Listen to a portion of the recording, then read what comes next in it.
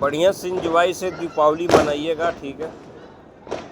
किसी से झगड़ा वगैरह नहीं करना। देखिए यहाँ पे बम गोला भी छूट रहा है, बड़े बड़े पटाखा भी छूट रहा है मेरे भाईजान। थोड़ा ध्यान से पटाखा पड़काइएगा।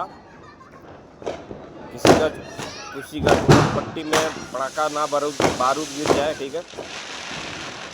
कल होगा तो हम डिटेल में कल हम बात करेंगे, जो भी होगा कल करेंगे एनालाइज पूरा तहकीकात करेंगे। कोई अपडेट आया होगा तो जरूर वीडियो के माध्यम से ज़रूर बातें होती होगी मेरे भाईजान, ठीक है। फॉलोवर क्योंकि दूसरों को इग्नोर करोगे तो वो फॉलोवर अपने हाथ से छूट जाएगा, क्योंकि उनको जोड़ के चलोगे वही नॉन फॉलोवर होते हैं, आगे तक पहुंचाते हैं वीडियो को, ठीक है। उससे सबसे ज़्यादा जोड़ के चलना है, ठीक है। एंजॉय कीजिए मस्त से बढ़िया से, ठीक है। किसी से झगड़ा वगैरह नहीं करना दीपावली के दिन, ठीक है मेरे भाईजान।